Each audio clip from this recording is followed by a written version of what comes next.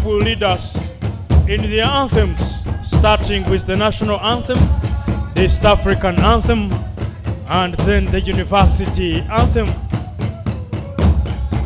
You are most welcome, ladies and gentlemen, on the 5th graduation ceremony of Victoria University.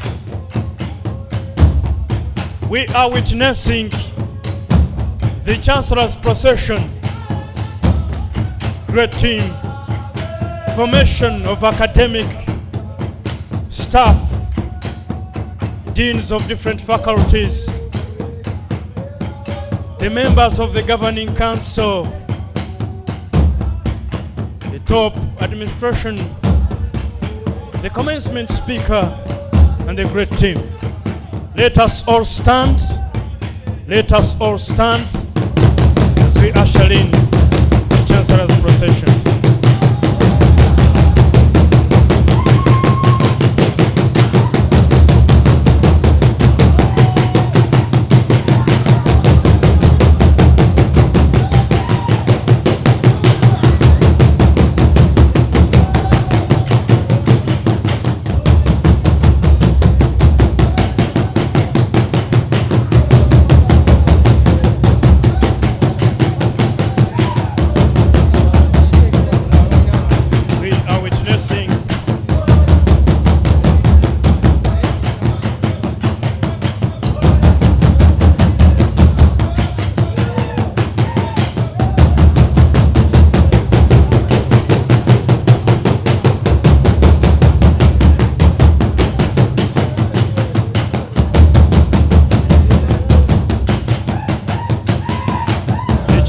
Procession.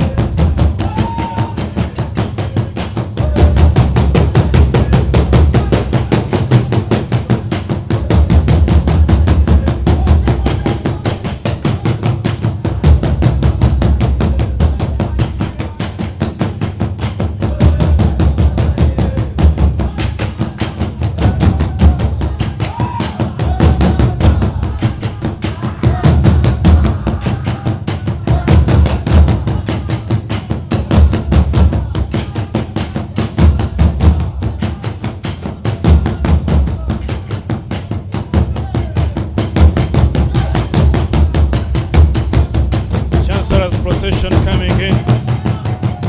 That's what is happening right now.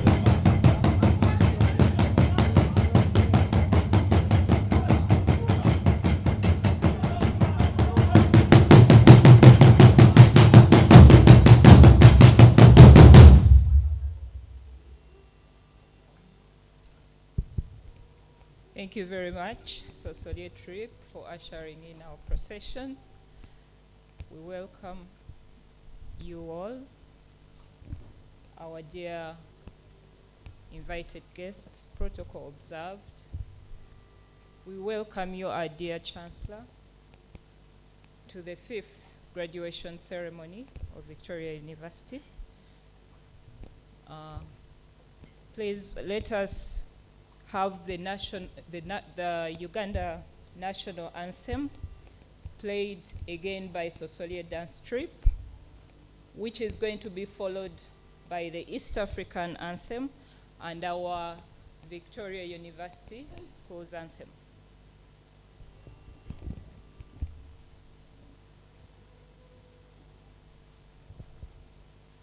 Oh Uganda, may God uphold thee. We lay our future in thy hand. United, free for liberty, together we'll always stand.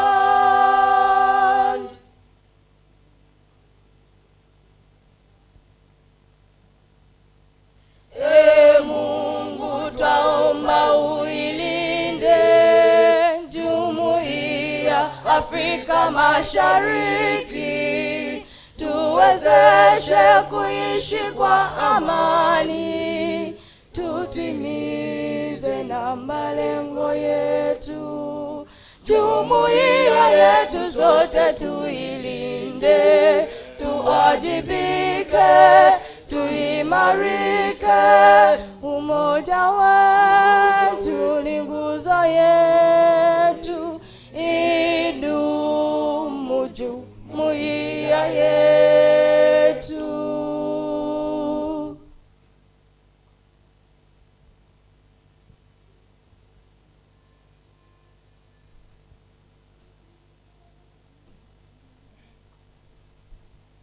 When you come to Victoria University, it's a thriving environment of many cultures to share and support, to motivate one another. Come prepared to learn, live prepared to succeed.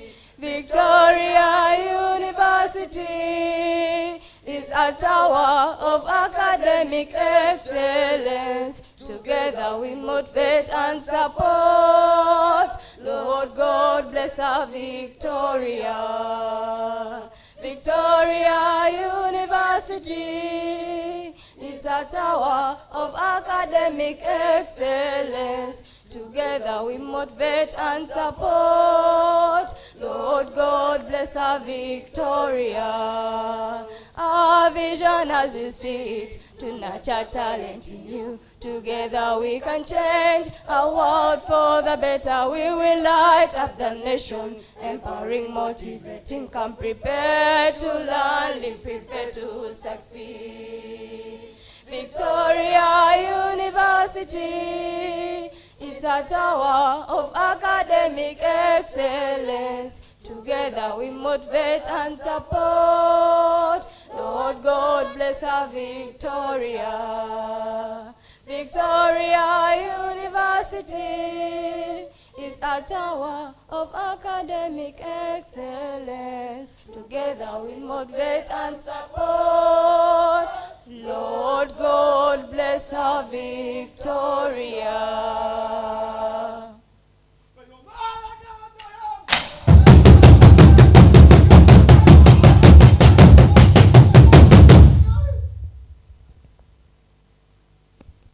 Ladies and gentlemen, we'll now humble ourselves for a prayer which will be led by the Assistant Academic Registrar Admissions.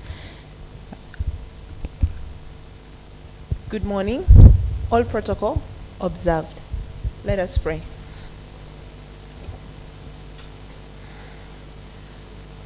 Our Heavenly Father, we have heard of your fame and stand in awe of all your deeds. We acknowledge your goodness to right from our inception until now.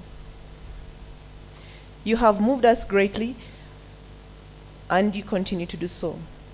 Lord, we come to you asking for your forgiveness for every thought and deed we have engaged in contrary to the divine will and purpose. Loving Father, we now come to you as people from diverse culture, tribe, language, and nation, united to the same cause. May your peace and love dwell among us as we strive to attain our goal in education at this great institution, Victoria University. Cultivate in us a spirit of unity and greatness. Make us a role model among the institutions of higher learning in this country and beyond.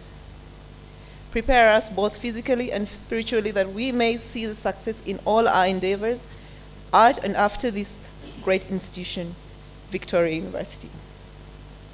We pray all this believing and trusting Jesus Christ our Lord and Savior. Amen.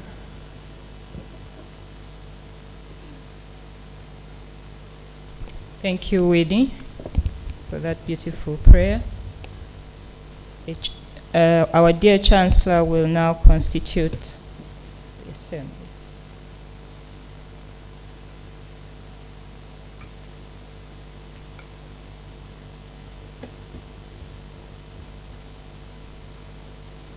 Is it on? Yeah, it's okay.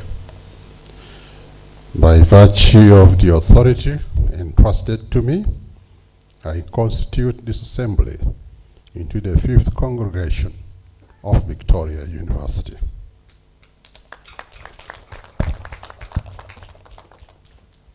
Thank you so much. We can now take our seats, ladies and gentlemen.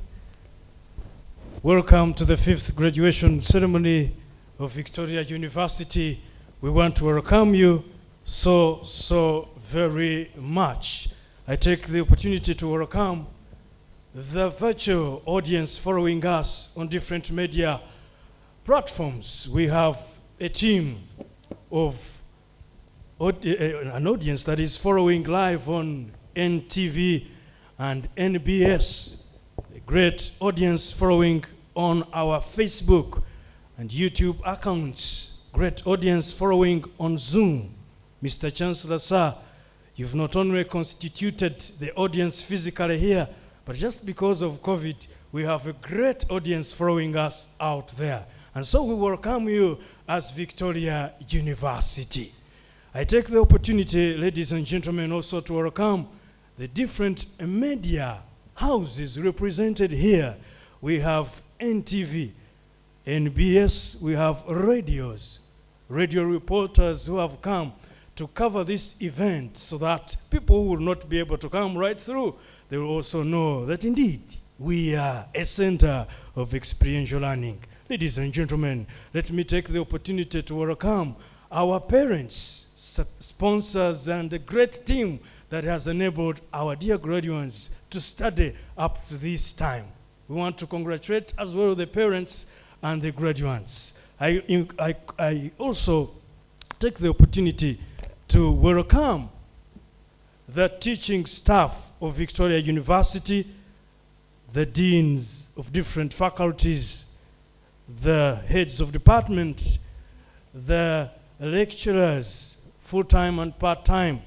Thank you so much for the great work done.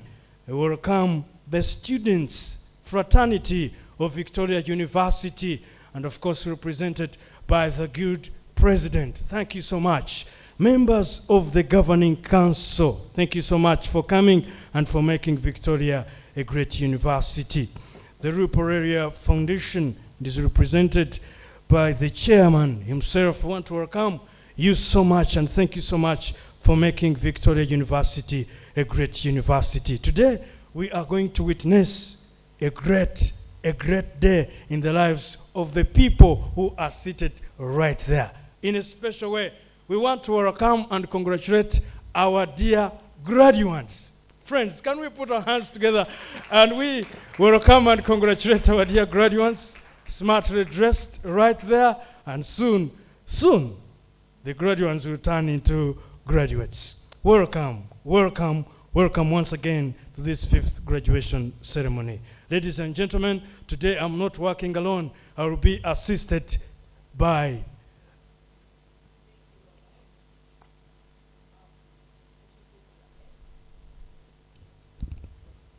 Thank you, Ronald.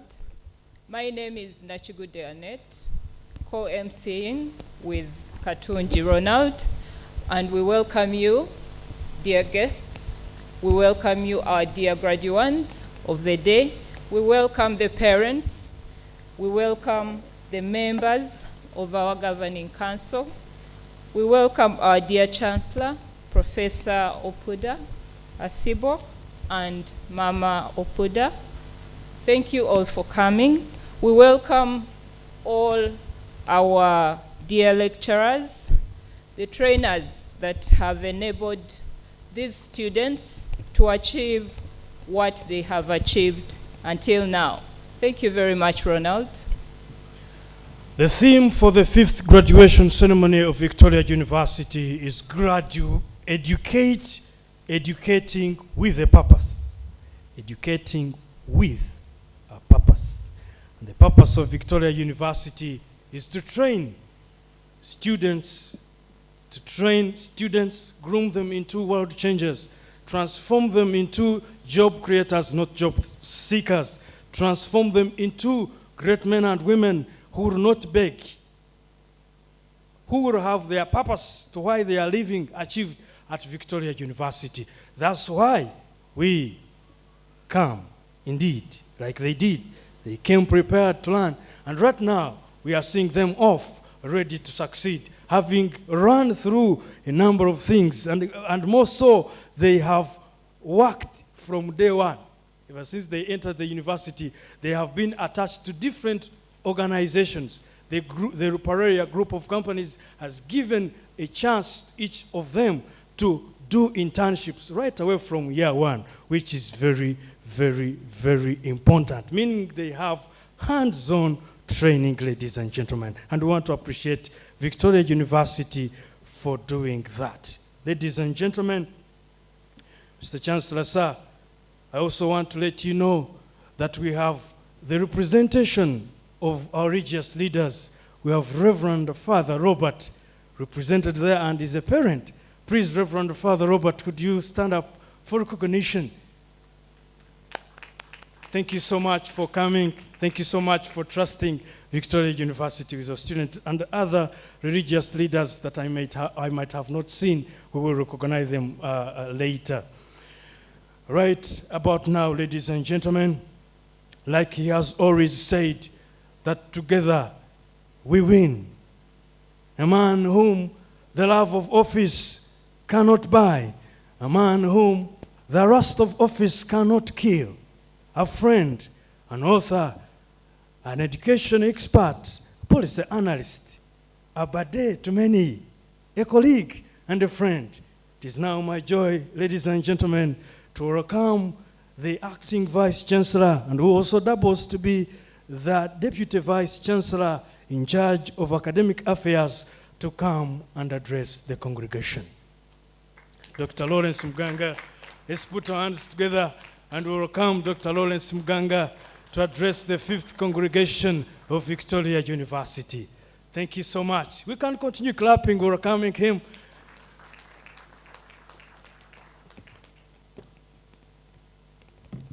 Thank you so much, Ronald.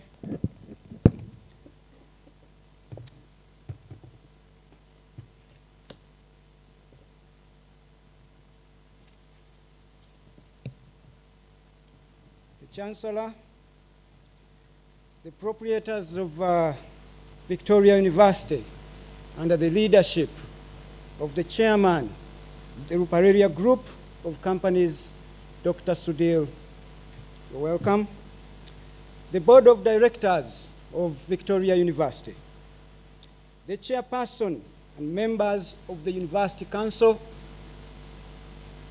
the chairman and members of Senate, the commencement speaker, Mr. Tony Okao Otoa, the staff of Victoria University, the civic and religious leaders present, parents and guardians, the Guild President and the Students' Body, distinguished guests present, ladies and gentlemen, I greet you all. Mr. Chancellor, sir, before I proceed, allow me to register my vote of thanks to the following women and men without whom we wouldn't be seated here in this beautiful hall and on a beautiful day of February 19th. And I'll begin with the parents of the students that made Victoria University an educator of choice. We thank you for having made that choice, dear parents, and sent your students or your sons and daughters to our university. We have done our best to educate them, to give them everything they will need wherever life takes them. But to us, you, the parents, you are the heroes, and we thank you. Of course, the students that are graduating today, you know there is a name called university, but there is no university without a student. So we are who we are because you are. So we are very grateful that, again, you chose to come to Victoria University. You were resilient, you endured, and you have accomplished something today. So we thank you as well. And the teachers of Victoria University, I choose to call you the giants on whose shoulders we stand. Anyone seated in this hall has faced a teacher. So we are so grateful for the work you do and what you have contributed to the success of the students that are supposed to graduate today. So thank you for doing an amazing job. The Ceremonies Committee, under the leadership of Mr. Fred Katongole Kasirie and the Dean of Humanities and Social Sciences. Sir, and your committee, you have done an amazing job and you deserve all the best. We are very grateful to you. The proprietors of this Victoria University, again represented by Dr. Sudhir here, thank you for giving us an opportunity to be part of this incredible university. And I can't forget the council, the Governance Council of Victoria University. The guidance we receive from you on a daily basis makes sense and has made us and continues to make us the best university we want to be and we shall become by God's grace. Lastly, not lastly, I want to thank the commencement speaker, Mr. Tony. Thank you for your generosity and choosing to come and share your experience with us. We are indebted to you, sir. And then lastly, I would like to thank the academic registrar and the university secretary of our university. These soon-to-be graduates, there is no way they can become who they are if we don't have these two people doing their best. So, academic registrar and Madam US, we are proud to have you as part of Victoria University. Mr. Chancellor, having finished that, sir, I am delighted to join you today as we honor the graduating class of 2021 and welcome you all to this unique and first blended graduation ceremony. This is truly a defining moment for all students across this globe graduating this year, and specifically the students here at Victoria University. Mr. Chancellor, when this pandemic started in December 2019, no one knew the shape and form it would take. No one would predict the global disruption that it has caused. Now, 1 year and a few months into this pandemic, we are able to understand and see that our lives will never be the same again. You can detect this from the loss of lives, livelihoods, long-held freedoms of travel, learning, socializing, and many other disruptions, Mr. Chancellor. This pandemic has taught us that we cannot continue doing things the same way and expect different results. It has forced us to adapt in so many ways.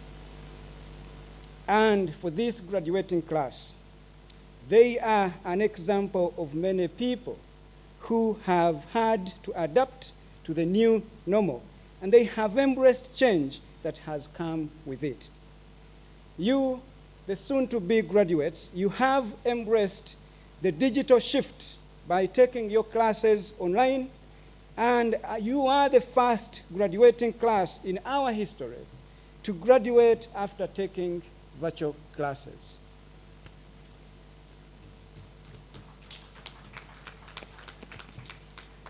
Truly, the vision of this great institution, Victoria University, continues to be embodied in everything we do on a daily basis, including those virtual classes. So we want to be the world-class university for transformation education, so we should also be ready for all disruptions that have to be harvested to make ourselves better. Mr. Chancellor, I am so proud of the entire Victoria University community for managing this transition so well. Their individual efforts have ensured that we continue offering supreme quality education in Uganda. The transition to online teaching and learning was almost seamless. Although occasioned with several challenges, we were able to forge forward. Mr. Chancellor, we believe that the pandemic is not the end, and it should not be the end. Let it be the start of something new for us, something never seen and done before. Allow me to share a few of the key learning lessons that we have learned from this unprecedented time. And one of them has to do with everything career. As you enter the job market today, it has become important that you have to chart your own path, a unique path at that. The workplace has experienced a significant shift in the last 1 year, a significant shift that has not been experienced in over a decade or so. We are accustomed to a daily commute to work, to our workplaces, and that has been dismantled. We were working behind desks in every specific location. Now, you can work from anywhere. Multinationals across the world have been forced to adapt and introduce new policies and respond to this current situation. And you have to start thinking different. And that's what we have done at Victoria University. Because the times are a game changer for us, and they are going to remain so for a long time, and we had to adapt. The question is, to all of us and the graduating class, will you adapt? Or will you remain the same? Of course, the answer lies in our hands, but we have to adapt for us to thrive in this continuing or changing environment. In the same manner, we have also seen millions of jobs have becoming obsolete on a daily basis, but also because of this very pandemic, millions of jobs have been created as a result of this pandemic. So, a disruption is an enabler. Take this opportunity and create the next global disruptor that will actually be monetized and become a source of livelihood for you. We have also seen this in the way we live our life. Expect what you have to do. Expect the unexpected. This is our new reality, a different reality, and what you decide to do with it is entirely up to you. In this moment, you can become what you want to be. You just have to own that opportunity, or if it is a challenge, try to change it and eventually become what you want to be. Mr. Chancellor, here is what we have learned as Victoria University, and I would like to share this with anyone listening to me. We live in a world that is constantly changing and faster than ever before. Your phone that you hold right now is no longer a phone. No. Your job is no longer confined within the same four walls that we call offices. Nowadays, being apart does not mean being separated. We know that very well. Today, borders may exist, but we know that there are things that transcend or go through those borders. Everything is connected. These evolutions, you can call them small or large, but we see them as normal now and as necessary and are constantly taking place at every moment.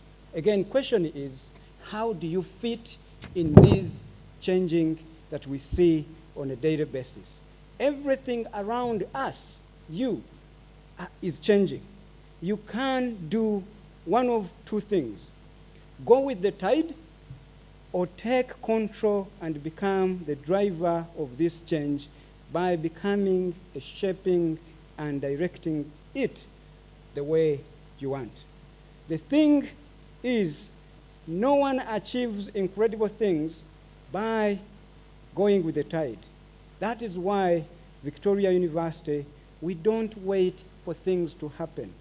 We do it fast and wait to harvest from what we have done. Again, that's why, as Victoria University, we don't leave our ideas in a notebook or even in shelves. We make them a reality. That's why, as a university, we have chosen to evolve, innovate, learn, and teach in order to acquire that step forward. That is why, again, more than ever before, Victoria has chosen to be a leader of experiential learning education in this country. And this position has been emphasized and strengthened by the recently approved strategic plan by our Governance Council. Mr. Chancellor, Victoria University has chosen to rewrite the education script in this country. We know very well that the labor market continues to require people that are very experienced. To the minimum, they ask for 2 to 3 years of experience. But we also know that this is a very steep mountain for our graduates to climb. And on the other hand, Mr. Chancellor, we also know that universities in this country continue to produce or to churn out graduates that have zero experience. And this is very, very unfortunate. It's an anomaly, and it deserves to be corrected. Nobody should go to school.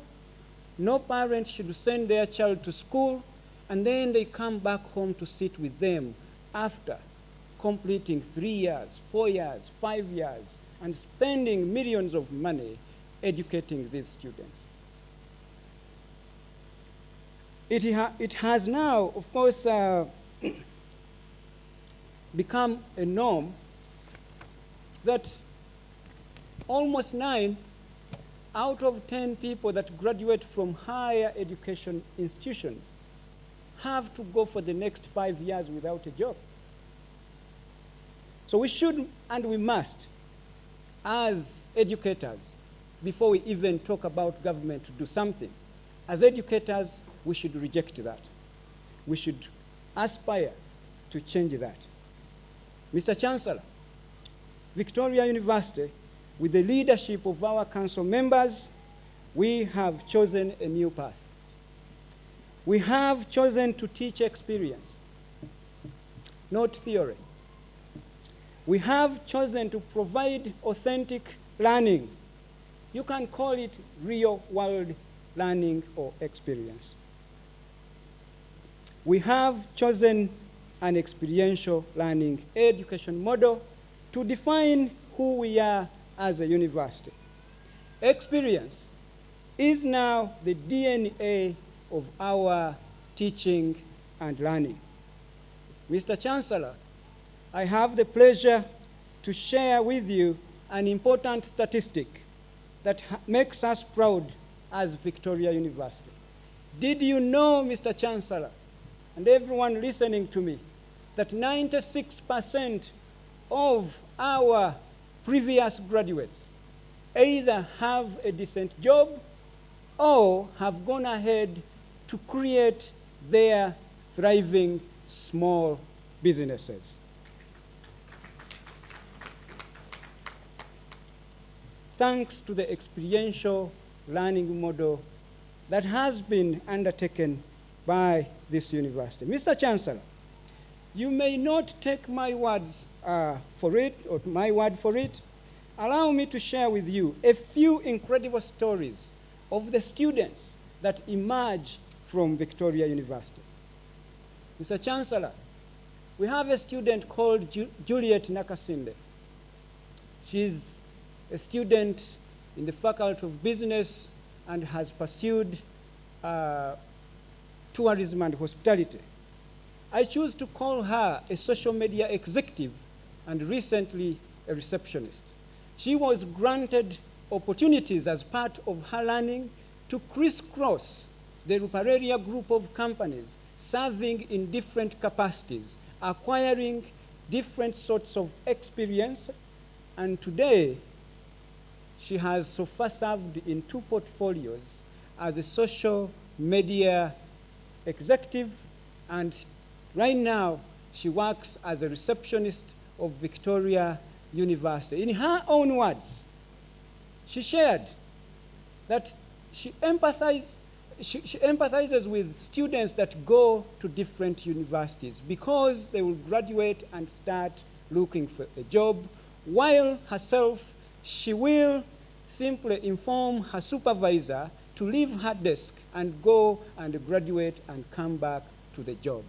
Juliet is here with us today, graduating. There she is. Mr. Chancellor, I also want to share with you another amazing student called Naima. Naima has totally rejected the notion of looking for a job. I call her the baker. In her student lifetime, she has baked 200 cakes. And what she's looking for is strengthening her business because she continues to earn from that. So she has that nudge of becoming an entrepreneur, and Naima is seated with us today, still graduating. Mr. Chancellor, also allow me to share with you one of our incredible alumnus, and this is none other than Rebecca Suri. I choose to call her the fitness expert, the nutrition specialist, and the teacher. To those who were confined during the lockdown when it was too harsh, March or so, if you were glued on your TV trying to exercise while in your house, you have seen Rebecca Suvi taking you through on a few drills of how you can keep fit while you're seated in your living room. And today, she advises on all sorts of nutrition requirements. Feel free, actually, to find her when we are done here. She will do a great job for you. But us, as Victoria University, we have seen the potential. Today, she's our teacher. Thank you, Rebecca Suri. She may stand and we'll say her. Mr. Chancellor, that is the kind of experiential education. I would have given you so many. For the interest of time, I'll give you 3. And then, since you're my chancellor, you'll always ask me to give you more. But that is the kind of experiential education we deliver at Victoria University, and every Ugandan has the opportunity to benefit from it. Anyone, I say, therefore, aspiring to pursue a meaningful, practical, driven master's degree, bachelor's degree, diploma, or even a foundation program that will enable you to go further for a degree, a master's, a PhD, you should consider Victoria University as an educator or destination of choice. Mr. Chancellor, I say so because of the following. We are privileged to be the only university in this country, and perhaps the region, that has 40 sister companies that surround us. And we can leverage, or we leverage, to make sure that our students receive productive internship placements, trainings, and possible employment opportunities. And these companies also are blessed with various networks and partners of which we can still leverage. So that is why Victoria University should be a destination for every parent, every aspiring student who is tired to study and go home and sit with their parents who have drained themselves and spent everything they have to actually educate you to that level. So come and be taught experience. Mr. Chancellor, we even make it better because we know the world is becoming borderless. So people should not be confined in working within the country alone. So that's why we have become intentional and emphatic to make sure that every student that comes to Victoria University will have to do an international language as a requirement to make these people bilingual. They can choose from French, Chinese, Swahili, English if you don't speak English, Arabic, and make sure you do that language to the end of your program. No other institution, Mr. Chancellor, that has made it a deliberate motive or intention to make sure that every degree comes with an international language. So that's what we do at Victoria University. Mr. Chancellor, I have the pleasure to share with you and the public that Victoria University understands the times we are in. That these times are very difficult, and as such, we have made our meaningful education accessible and affordable to all Ugandans, Africans, and the international community. We owe this to the Ruparelia Foundation, which has continued to generously donate to us scholarships and bursaries. It is these bursaries that have enabled us to reduce our fees by almost 60% and now can be affordable even in these difficult times that we face today. Thank you, Dr. Sudhir, and the entire foundation for always championing the cause of the needy. We appreciate that. So, Mr. Chancellor, I want to briefly address the class of 2021. I want to tell you, ladies and gentlemen, you are being celebrated here today for what you have done. Whether you are receiving your diploma, bachelor's degree, or completing a master's degree, I want to assure you that you have added to our legacy of innovation and discovery as a university. You have pushed us forward. We have grown as a university because of your unique perspectives and experiences. And that's why I say you are indeed a great class, the first to graduate in a blended graduation ceremony. I know there are people who are graduating and following us. So some of you are physically here and others are online following us. But that is happening now in the history of this university. So your stories I want to tell you will go down the history books. You have demonstrated that you can push on no matter the circumstance. I urge you to keep pushing forward. We know the world is different now than it was a year and a few months ago. But no matter what, the accomplishments of you, Victoria University's new alumni, should be recognized for what they are, just exceptional. Only you, our dear graduates, can provide a way forward in not only managing these times of the pandemic, but by defining our new normal. You have done it before when you undertook the virtual classes, and I have no doubt that you will do it again. Not everyone has the commitment and drive that Victoria University graduates have. They are different. I know you're different. You have been empowered to be different. You look for problem within a unique lens because you don't see challenges or problems. You instead see opportunities behind those challenges and the problems. That's the confidence we have in you, the graduates of 2021. So the opportunities in uncertainty, I want you to know that they are always more rewarding and should be cherished. So take the risk. You'll be winners, I can assure you.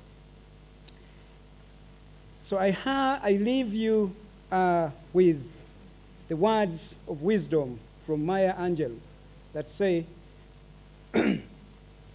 if you always try to be normal, you will never know how amazing you can be. So please, I beg you to challenge your comfort zones all the time. Challenge your comfort zones all the time. I know you all came here prepared to learn, and I am sure, like every teacher that has taught you here is sure, that you are all living prepared to succeed. So, our humble prayer is, make Victoria University proud.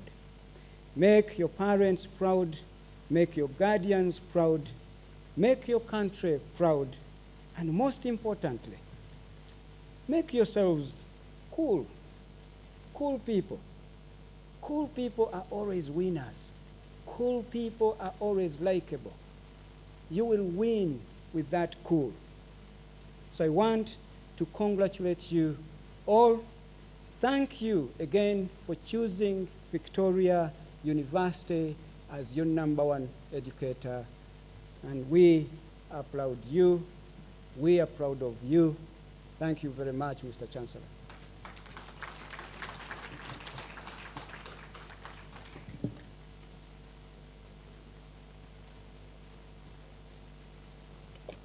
Thank you so much, the Vice Chancellor. Can we again appreciate him? I take the opportunity, ladies and gentlemen, to request humbly members of the Governing Council, the Chair, the Vice Chair, and all the members who are seated this side to stand up for recognition. Please, let's welcome them. Let's welcome them in a special way. Members of the Governing Council, thank you so much. Thank you so much.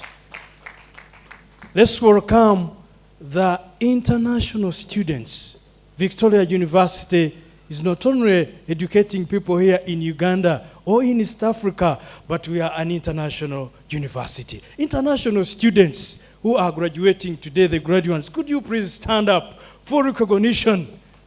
Right there. Thank you so much. Thank you so much. Let me also ask their guardians, sponsors, and the parents to stand up. Oh, right there. Thank you so much. Thank you so much. They traveled all the way from Southern Sudan, Rwanda, from Nigeria, all over the world to come and be part of this graduation. Thank you so much for giving us students. Please tell your brothers and sisters also to come and fill the spaces here. Okay. Students who are Ugandans. Okay. Please stand up for recognition. Stand up for recognition. I know it is your day. Wonderful. Very smart. Ready to change their communities. Thank you so much. Thank you for choosing Victoria University.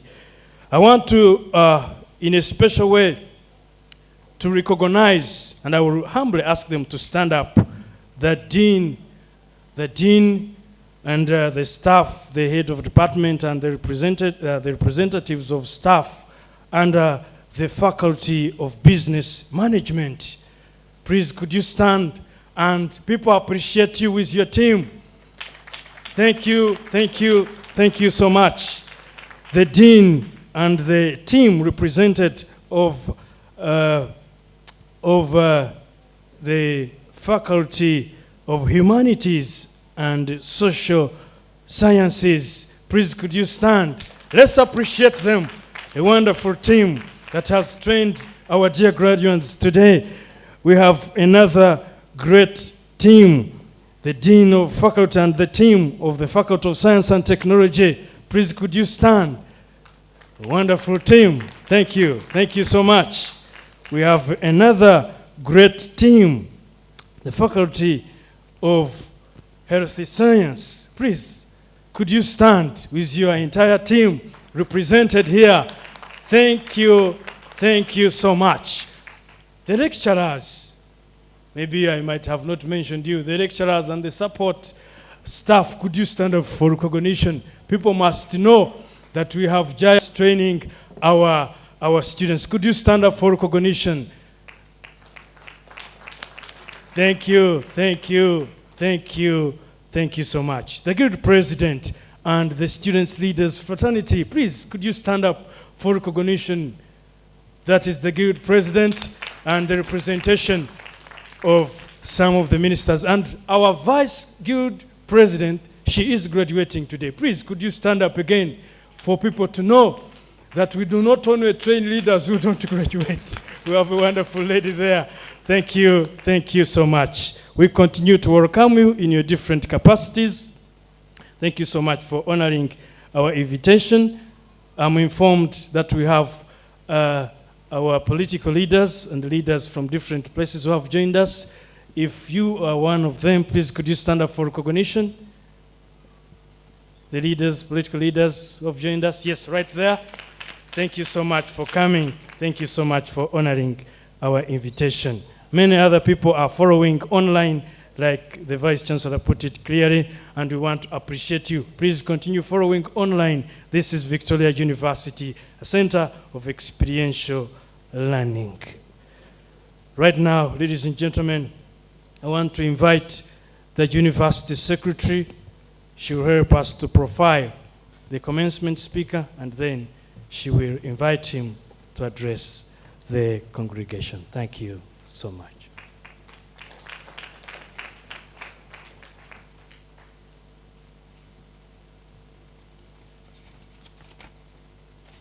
Mr. Chancellor, sir, our chairman, chairman council, ladies and gentlemen, all protocol respected. Every place, every organization has systems, traditions, and so on. At Victoria University, it is our tradition, it has become our tradition, this is the third year running, we get a commencement speaker. In the local language here, tusivirira abaana, we give them examples that they should take with them as they go into the field. Our first commencement speaker was Mr. Emmanuel Katongole of CIPRA. Our next speaker was Dr. Hamu Mukasamulira. And this time around, we've got a commencement speaker who I am privileged to introduce. Our speaker today is the Executive Director of the Stanbic Bank Business Incubator Limited, which is mandated to support the development of SMEs in Uganda. His role is to design strategies, manage, and implement activities and programs for enterprise development for the Stanbic Business Incubator, and manage the provision of access to market opportunities and customers, access to resources, including development programs for entrepreneurs in incubator/accelerator environment. Prior to this, he worked at Total Exploration and Production as the National Content Manager. In addition to this role, he was also the Public Affairs Manager. Our speaker has worked with civil society in the UK and Uganda, focusing on the oil and gas sector in the East African region. It was in this period that he also published on the regulations and laws for the oil and gas sector. Our speaker is also the founder of the National Content Council, a council geared to the promotion of local content in the oil sector in Uganda. He serves as the local content advisor to the Uganda Chamber of Mines and Petroleum, where he was the oil and gas advisor, or is since 2014. Our speaker, a graduate like you, holds a Bachelor of Science, International Relations, and a Master's of Laws in International Law. He didn't just pick those qualifications from just any university, but a university that is known for teaching and producing innovators. He went to Oxford Brookes University in the UK. Ladies and gentlemen, please join me in welcoming our speaker, Tony Okawo Otoa. Mr. Okawo Otoa, you are welcome to address our congregation. Thank you ever so much.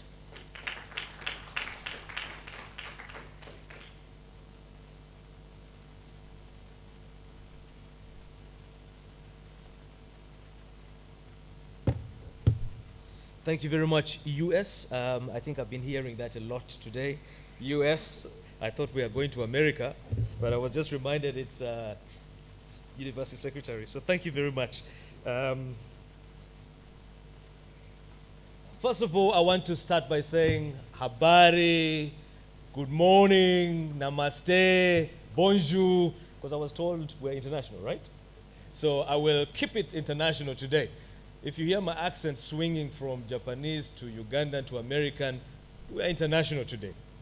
So, ladies and gentlemen, Chancellor, all protocol observed. Allow me to begin by congratulating all of you for successfully going through 2020. I mean, this is something that we should be excited about. I would expect people to clap to that. You know, Jack Ma, for many of the businessmen here and chairman, Jack Ma said, if anything that we need to be thinking about for 2020, the fact that we can survive or the fact that we need to survive, that makes 2020 something worthwhile to look at. So it's not about profit, it's about survival. So I'm very excited that we're here. And again, you do not need to be reminded that 2020 was a very tough year. On top of claiming lives, we have seen how devastating this whole pandemic has been. For the university, I think the Vice Chancellor has been able to elucidate that, but also, it has also changed how we relate with one another.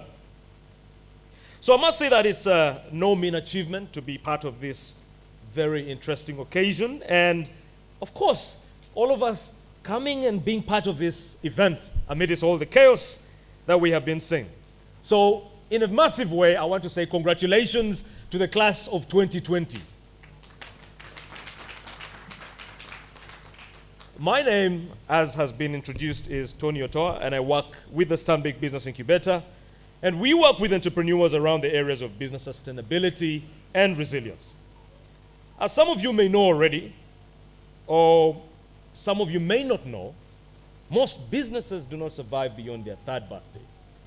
So at the incubator, what we try to do is passionately work around changing this.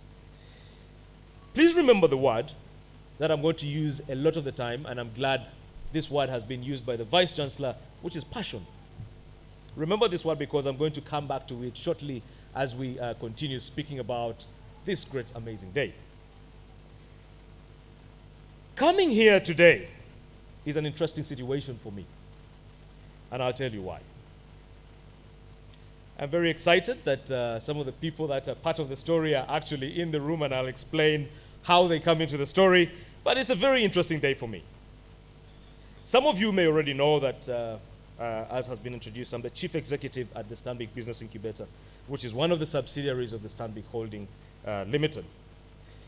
But of course, I can bet that there is something all of you do not know, and that is something which goes back to 20 years ago. Standing here, speaking to you with authority and with passion, was a thing that I would never have thought about or even desired at that moment. See, immediately after leaving high school, and I am glad to have gone to high school with my elder Andrew Mwenda, who I must say discovered me at a very young age, I decided after high school I wasn't going to university. For me, it meant that I had to try and go through an exciting path that was more about being enterprising or entrepreneurial, but also a path that offered a great opportunity to know the world. And guess what? I decided to become a turn boy on a truck. For my international people who do not know what a turn boy does, he's the guy who helps the driver. When it's raining and the truck is moving, he's the guy who the driver hits the car and says, go and fix the tundubale, the tarpaulin. I was the turn boy. I was the guy who was in charge of the spanners and everything that was used on the truck. I loved that job. I really loved that job. I was able to traverse the country. I was able to support the driver as the chief operating officer of the truck. I tell you, it's very important for us to give these things, and again, I'm going to talk about it when we get back to passion. When you have a job, however small it is, however menial it is, it's important for you to do it and love it passionately. You're not a sweeper. No, you're the sanitizing engineer. So chief operating officer is very important for me on the truck. Using this job, I traversed the country, moving goods from across the country, all over the country, with, of course, Ginger being our main base of operation. My father was never pleased with this idea. Typical old school man who thought that going to university is the best way that you can actually prove to the world that you have made it. For starters, he didn't like my job. He wanted me to get, in his words, a decent job. You know the decent job where you sit in an AC office with a swinging chair? We all desire those jobs. He needed me to do a job that earned me respect. And again, I'll talk about this as we continue. But for starters, like I said, he didn't like my job. And because of this pressure, I decided to become a journalist. And I'll also tell you how Andrew Mwenda comes into the picture. You see, we admired Andrew Mwenda, and I remember calling into his station. You know, sometimes you only listen to a radio show if the topic is interesting. But we would listen in even if they're discussing water issues or they're discussing, everything was interesting. So we used to call in and just contribute to the conversation, and the idea of journalism propped up. I remember with my small radio recorder, moving around the Kampala streets looking for confusion, a story. You know, a story wasn't easy to come by. You had to look at where there's chaos, and that was newsworthy. We would move around looking for stories, and of course with my tape recorder, this was so difficult.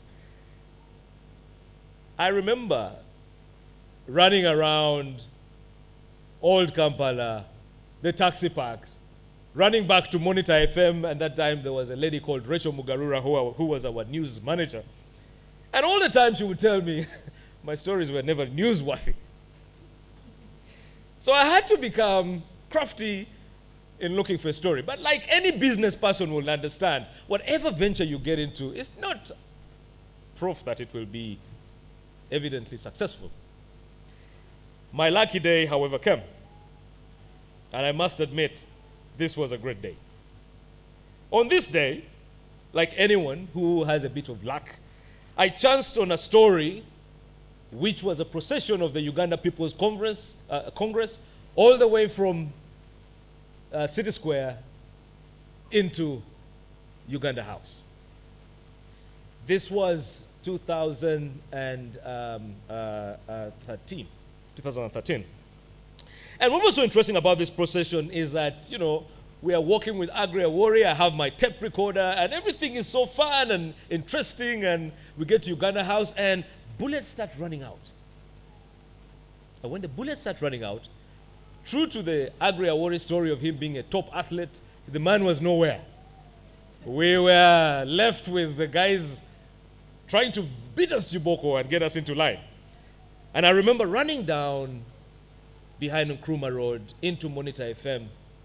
And it was a random Saturday where, again, Rachel Mugarura comes into the picture. On that unfortunate day, of course, a journalism student was killed, and this was Jimmy Higenyi. I remember running away from the rally and straight into Monitor FM, and when I arrived, I remember Rachel Mugarura wondering why I was so upbeat. But of course, for the first time in my life, I had a good story. Rachel Mugarura wondered why I was upbeat, and I played the recording, and she stopped me in the middle and rushed onto the radio and played it live as a breaking news story. Live. For a young man like me, I had arrived. I didn't even need the job. I have already become famous. I was immediately offered the opportunity, and of course with the support of Andrew here, to become a freelance journalist at Monitor FM. And of course that meant that I had to use a computer. I remember coming into office on Monday. There used to be a big table in the middle of the newsroom, and besides it were several computers, and I was asked to type my story properly so it can actually be read again on the Monday news. I don't know if any of you have gone back to your first experience of using a computer, where you press Q, then you look for Z, then you look for E, and then you call a guy to say, press enter. We didn't know how to use computers at the time. But it was quite interesting that our generation, for many of you who are my age, will remember that we were only around internet cafes. And internet cafes were just going to look for pen pals or pen pals, you know. We had, I think it was Yahoo and Hotmail, you know, and you're looking for pen pals. But to cut the long story short, the main takeaway for me is that I was able to learn from the best around me. What was also interesting was that I had to learn how things were done.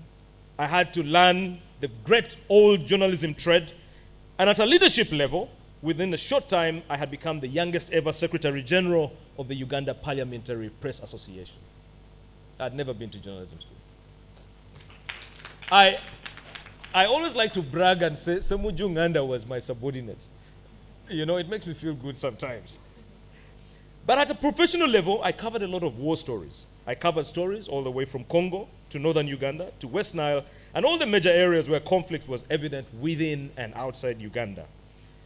My experiences here taught me that anyone can do anything if they set out, if they set out to do it, and also if they set their mind to it. How else would a town boy become an accomplished journalist without attaining formal education? I keep asking myself that question, by the way. And of course, being a leader of a professional and respected journalist body for me in such a short period was proof that it's possible and anything is possible. And for you graduates, the world is full of possibilities. Anything is possible. But I was still on a journey of self-discovery. So I decided to leave the newsroom and travel to the UK to explore other opportunities, or for what we used to call back in the day, the hustle, which was cheyo. I hadn't yet been to school. And while in the UK, my first job was, of course, washing cars in Putney. It was a very interesting job. My boss would buy us KFC for breakfast and lunch. I had never tasted KFC, so it was nice. But I mean, it was a tough job, especially in the winters. I had to look for a second job which could accommodate my own love for working in a comfortable place. So my second job was in a kitchen in a restaurant in Croydon. And this was where I had my first opportunity at TGI Fridays, becoming a dishwasher. I washed those dishes with passion. I was stuck with a Gambian. And for many of you who understand French and do not understand English, it's very tough communicating in English and responding in French. So we were lost in translation most of the time in our dishwashing job. But that was a process and a period of learning too. I learned how to wash dishes very well. I learned how to cook. As a matter of fact, I graduated from a dishwasher to the cold station, making salads and sandwiches. It's a graduation. And from there, of course, I went on to other stations like the Salter station and the Fry station, and finally, the grill. So many of you who have seen my social media engagements, most of the time I'm grilling. It's not because I am struggling and suffering. I just love it as a passion. So then I decided to do, I then decided that I'd done enough of the grilling. And of course, as you know, like I said, I love grilling and I'd like grilling any day. And Chairman, please call me next time. Chancellor, call me next time. We do proper grilling after the session instead of just lunch. We can have another grill after. So I decided to come back to Uganda and get a student's visa and go back as a student.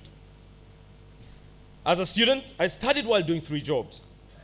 I finished my undergrad and went to do my master's degree. And I'll tell you about how I did my jobs.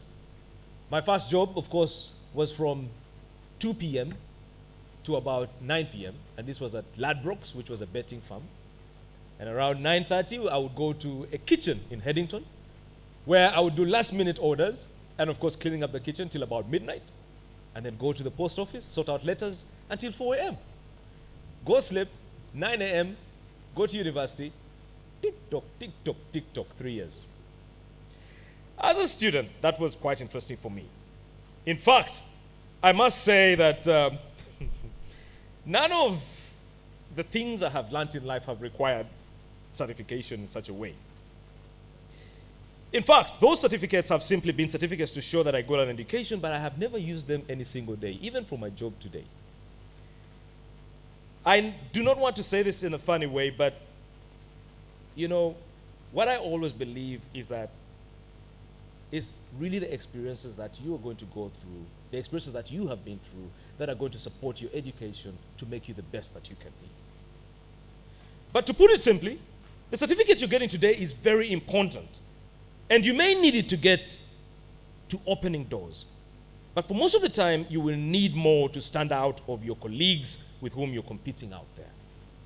This is the inconvenient truth.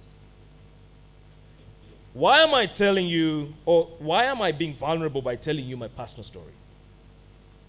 I'm doing this because it is important, and I hope that by sharing my story, you may also learn 1 or 2 things.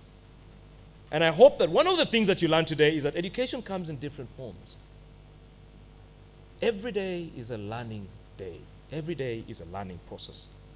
So this brings me to the idea of education with purpose, and I really love this theme. Vice Chancellor, I am excited that you chose a theme that resonates with these times. If ever there is a time that education needs to have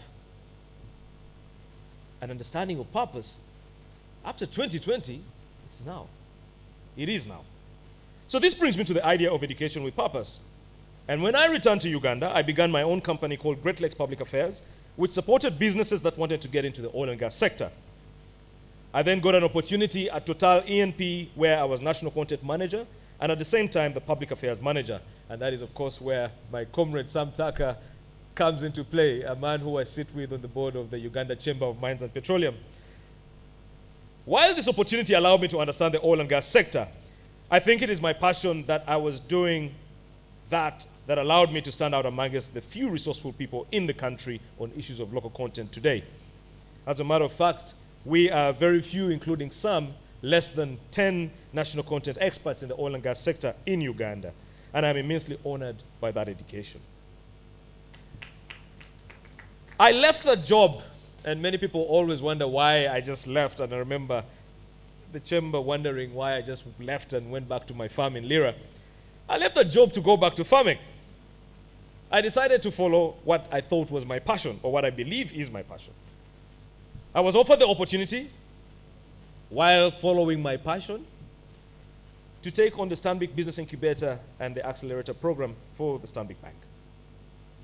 I will let you be the judge, but I think the transition from a town boy heading the business incubator at the Stanbic Business, under the Stanbic Business Holdings, is, interesting, especially coming from the fact that I do not have a banking background. But it's also worth reflecting on a day like this for you graduates. This brings me to the element of purpose. How many of us have heard the phrase, we find ourselves when we find our purpose? Because a lot of the time, we're just running around like headless chicken. And I know many 50-year-olds who still do not know their purpose. I know 60-year-olds who do not know their purpose. In fact, I know 70-year-olds who still do not know their purpose. So if you haven't had that phrase, and I'll repeat it, if we find ourselves, when we find our purpose, it's a phrase that comes out of John Maxwell. So many of us are moving around without a clear understanding of our purpose. And the problem with this is that as we grow old, the idea of purpose evades us. But when you discover your purpose, you realize that you know why you're here. You realize that you know what gift you have to serve the world today. Les Brown is even more interesting when he speaks about purpose and the reason why many people do not discover that purpose. Les Brown is quite an interesting speaker. You know, he talks about, and let me just paraphrase him. Imagine you're on your deathbed. The dreams, the ideas, the ambitions, everything that you are gifted with or were gifted with is just moving around your deathbed and asking you, we came to you from the time you were born. Now look, you haven't utilized us, and we have to die with you. That is very common with many people in the world today. And that analogy is also very true when you think about the graveyard. The graveyard is pretty much the most or the richest place on the planet. The graveyard. I mean, when you think about it, the dreams, ambitions, ideas, innovations that are all going down with people 6 feet underground. What a loss. So it's very important for us to understand that we need to really utilize ourselves to make the best out of everything. So when we think about education with purpose, it's important for us to understand that education is meant to unlock all of the potential in all of us. What you have attained today is supposed to unlock that potential in you. Make you stand out and be better than the average guy out there. Growing up as a young man, we went through an education that taught us very many things that were irrelevant. We learned about Saskatchewan. We learned about the St. Lawrence Seaway. We learned about the prairies.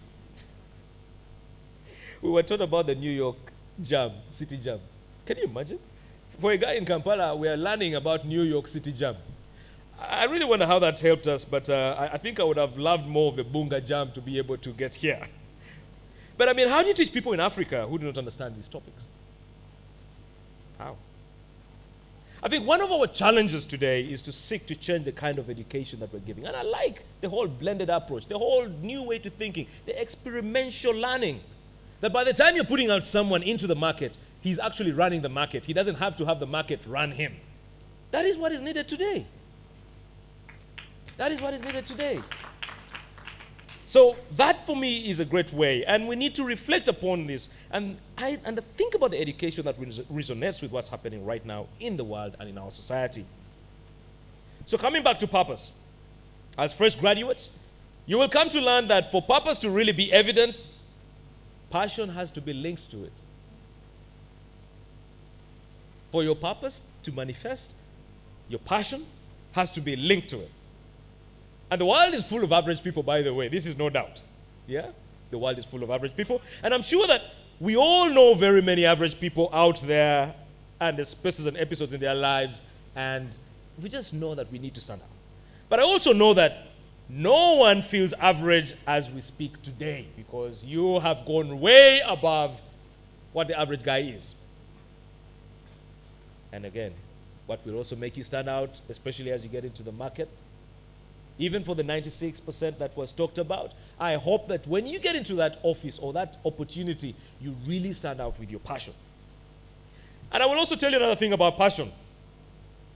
Apart from making you stand out, passion gives you a quick start in life. You can have your ideas, you can have your purpose, you can have all these goals and whatever, but for as long as you do not have that passion, you're missing out on the head start. So it's important for you to think about this as you graduate today. You don't have a head start, and that will be a problem. There is another important element that we rarely pay attention to, and I think it's very critical for you as you graduate today. This is the area of your gifts. I am very excited that you mentioned the lady who is now doing a lot of stuff, who was actually social media manager and all of that. Your gifts. Your gifts. We all have our gifts. The only problem is we haven't untapped, we haven't unwrapped them. This is about your gifts. What are your gifts? Do you nurture your gifts? What do you do well? What comes naturally? And how do you refine these on a daily to synchronize with your education or with your purpose? That's a very important question that we need to ask ourselves as we graduate today. You know, you've been given ideas to transform yourselves and your lives, and this is quite amazing and great. But what is it that you can add to these in terms of your gift that you believe? And you know that if you did well, you will stand out in whatever situation. And again, I want to really drum this up by saying or mentioning one very interesting quote from Albert Einstein. Albert Einstein is very interesting in challenging our thought or provoking our thought processes, where he asks or says, it is not what you're getting from the job, but what you are becoming from the job. I'll repeat that. It is not what you are getting from the job or the opportunity, but what you are becoming. You see, a lot of the time, we are so hell-bent on how much money are they paying me? If they're not paying me, I think I'll go to the next job. How much, what other extra benefits are in that job?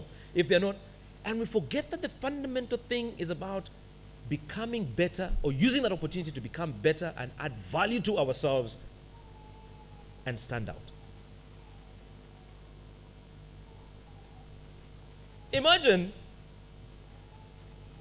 if I said, I am just a normal grills guy, I will come and do my shifts, and just left it there. I would never have stood out. But I managed to stand out in a way that, from being just an ordinary grills guy, I had to learn for my international people, medium rare steak, filet mignon, a T-bone steak. I mean, all these exotic things that I would get moved from Croydon to very busy stores like Blue Water, which was one of the biggest shopping malls in Europe at the time, and Covent Garden to cover shifts. Value. What value are you adding to yourself in the marketplace? So when you understand that concept, I think it's very important for you to understand that you will realize it's very important for you to add value to yourself, to become better as a person, and more valuable in the marketplace. More valuable in the marketplace. I'll just give you a simple story. There were two guys. They all joined the company at the same time. One guy got promoted and was given more money. The other guy felt so sad about the whole fact that he wasn't considered for the promotion and more money. So he went back to the boss and said, but boss, this is nonsense. Me and this guy, we came in at the same time. What is so different about this guy that you have to make him my boss? The boss said, no, it's very simple. Let me show you something. He called the other guy. For lack of a better word, let's say Otoa. Otoa, come here. He gave Otoa 10,000 shillings. Then Opio, come here. Opio is the guy who's grumbling, not Otoa, yeah? Opio. So he gives Opio 10,000 shillings as well. Says, go to the market, find me the best watermelons that can actually sustain us, and come back. Sends them to the same market. They all go to the same market. Opio comes back and says, boss, the watermelons in that market. The guy who delivers did not come today, so I just got these small ones. Actually, here's your change. I only bought one, so here's your 5,000. I only bought one, so I think we can work with this one here. In comes Otoa. Otoa comes with one watermelon, but tells the boss, you know what? I have actually given this guy the whole 10,000. I have booked all of the ones that are coming tomorrow, because you see, watermelons go very fast, and the time that we went, if we go back tomorrow, we will not be able to have that. So I paid him extra, and I also told him he should call us as soon as he comes here. They called Opio. Opio, come. Opio, what do I explain? Opio was good smacked. But the story or the whole gist of this idea is, how much value are you adding to the marketplace? Or how much value are you adding to yourself to make you valuable in the marketplace? So that's very, very important. So as I conclude, I just wanted to say, things have changed all over the world, and we all know 2020 has been a very tough year. It's important for us to ask ourselves the following questions. Number one, has our education helped us in serving our gift to the world? Or is our education going to help us serve our gift to the world? Number two, every human being was created to lead and dominate in his area of gifting. Everyone is a leader. I am always against this whole idea of, oh, they are leaders, and everyone is a leader. Personal leadership is a very important element. And the moment you begin with personal leadership, any other leadership comes into play. Number three, what are we doing as individuals to grow this, or to build this, or to make it happen? On a daily, what are you doing? What are the habits that you're using or performing to make you do this? Number four, are we designing for employment or deployment? And I'm glad that I can see here, we're not designing for employment, we're designing for deployment. The world needs people who are action people, not people who are just having degrees and sitting in places. And I'm glad that with your networks and your affiliates, you're able to craft the right kind of person to get into the marketplace. And finally, number five, is education an end or a process? A lot of the time, we just assume that because we have the degrees, we have made it. In Uganda, we call it arrivism. Yeah? Tutusi. I just want to say that the moment, and again, this is one thing that you need to take away from here today. The moment we stop learning is the day we start dying. The moment you stop learning is the moment you start dying. Take it away from me today. Just remember that. So these questions are very important for me in understanding whether we are training for purpose. And I guess you've answered all of those questions in your speech. So one important thing you can take away from here today is that true purpose is about self-manifestation. It is a self-discovery process, and no one creates it for you. You've been given your education. It's now about going out to really refine it with your purpose. So always try to understand that it's also important for you to stay original. Do not try to be copycats. Do not try to copy other people. Be original. And when you have a true sense of a purpose, conviction stems out of that. Always remember that conviction stems out of the discovery of purpose. If you think about history and you think about people or individuals who have influenced our world today, all the way from Mother Teresa to Nelson Mandela to Gandhi to Che Guevara and all of these guys, it is purpose that manifested itself. And I'll explain probably with Mother Teresa. I mean, think about it this way. This woman, a very short woman, tiny, skinny, small woman, school teacher. She's on her way to school and she's seeing hunger every day. By the way, she never grew up saying, I am going to solve the hunger problems in the world. No. But on this one day, she just goes and tells the head teacher, you know what? Yes, I'm out of here. The guy is like, but why? She said, I'm going to feed the world. The guy is like, feed the world? You're a small woman. How? She discovered her purpose. Mother Teresa today is more well-renowned than so many people who we thought were more influential in any part of the world. That is about purpose and a discovery of purpose. True purpose is never pursued, and I'm glad that Victoria University is now taking on the theme of education with purpose. It's never pursued, it's discovered. It comes into play. So let me make one point about the idea of education. You see, education is a very important thing to pursue. And many people read books for education. Many people travel the world for education. International students have come in for education. Great idea for education. Many people now watch videos and documentaries, and I'm glad you're also doing the blended learning, which shows how we are now using online media. But of course, many people use networking as another form of education. As graduates, you need to start reflecting on how to broaden your perspectives. As aspiring young people, you must start thinking global. I'm glad Victoria University is thinking global. And I hope that you as students are also thinking global. The fact that you are mixing with international students and people from different parts of the world should start making you think global. We need to be churning people with leadership minds. Global leadership minds. You know, someone can laugh about this whole aspect of being global, but I think COVID has showed us how it's important to be global. You know, even my small guy in my village in Lira knows where COVID came from, because now it's important. But back in the day, most of what he knew was around the village market. But now he has to think global. So allow me to focus on leadership finally as one of the critical things for a moment. And personally for me, I just want to explain why leadership is important in discussing education with purpose. You see, for us to move from point A to point B, you need a leader. We need a leader. For companies to move from a certain point to another point, they need a leader. For Victoria University to move from where it was 5 years to today, it needed leadership. So, in the same spirit for education, leadership is very important, and it has to be meaningful and purposeful. Because leadership is not just about creating doers, but leaders as well.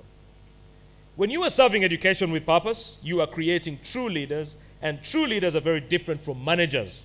You see, a manager is a guy who goes into a company and he asks for where his desk is and begins working. A true leader goes into the company with what we call lugezi-gezi, but it is actually an amazing idea of trying to see how they can change things, how they can do things differently. A social media person is shaping the thought process or what the outside world perceives of the brand. That is leadership. That is leadership. And I think it's important for us, especially today, to understand that that's important. Leaders never wait for good times. If anything, COVID told us that if you're waiting for good times, you're here to wait for a long time. Leaders create the good times. Victoria University, with your blended approach, you created that good time. Leaders look for opportunity in diversity, and of course, we understand with what's going on during the COVID pandemic, many businesses went down, and many of them might never come back. What's so shocking is that some of them are still waiting to come back up. But education with purpose is about creating leaders and young people who are going out to make the good times out of adversity. Do not wait for the good times to happen. Create the good times.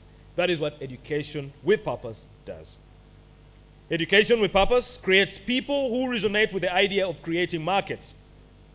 You do not have to wait for the markets to be set up for you to pursue your goal or to go out and look for the market. A lot of people, young people, focus on the idea of getting jobs. But education with purpose creates job makers, young people with entrepreneurial skills, getting out of university and demonstrating that they can contribute to the society and to the country's economy. Education with purpose is supposed to support young people to pursue their dreams, their products, their aspirations, and most important of all, train them on how to show up. You can have the education, you can have everything, but if you do not know how to show up, you would be damned. So learn how to show up in the spirit of excellence and show up to take on these great opportunities. Education with purpose is also supposed to support young people on being innovative and creative. We have a business incubator which is focused as well on supporting young people with their innovations and creativity. You know, the world is changing fast, very fast. The classroom settings are getting out of the way, and of course, we are now seeing the blended approach. We have very many people who are attending this graduation online, but this is the new normal. And for us to support the young people who are getting out of university today is to also support the idea of creating innovative spaces and creative spaces that can create impact in the world today. So finally, leaders should have the capacity to increase their ability to participate in different competitive and global configurations, and that is what I think has been told today. Education with purpose should be training young people to think and be leaders who can work and compete in a global market and in a competitive market. Unfortunately, even as I speak about education with purpose, we cannot forget that we are living in a society that is full of confusion and distraction that it hurts to the soul. It would be wrong for me to just be so flowery and forget that we are not really being honest with what's happening around the world. You know, as Mahatma Gandhi once said, what is destroying us today is, politics without principles, pleasure without conscience, wealth without work, knowledge without character, science without humanity, and worshiping without sacrifice. I hope as we get out of here today, and I love the anthem that was sung, the Victoria Anthem, we can get out and churn out people who are going out into the world as great individuals who can do better, because we can do better. So as I end, I just want to implore the young people here. I want to encourage you and prove to you that it is possible to be anything you want to be. It is possible. At my age, I am the CEO of a leading subsidiary in the country. This is something I look back and reflect on and acknowledge all the education that I have been getting outside the classroom. Education is all around us. Learning never stops. Just because you're leaving the university today shouldn't make you stop learning. I keep saying that the moment you stop learning, that is the moment you start dying. I urge you to keep learning and keep your ambitions high. The world is full of amazing opportunities. We can all create space for each one of us. I thank you very much, class of 2020, and congratulations, class of 2020. Thank you. He deserves better than that.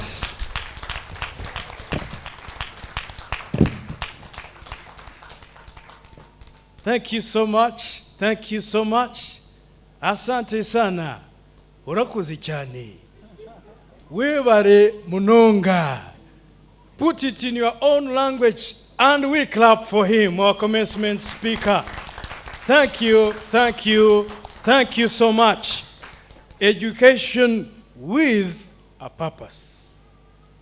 One that I've got from him, do not go to a workplace only to earn, but finally, what do you become?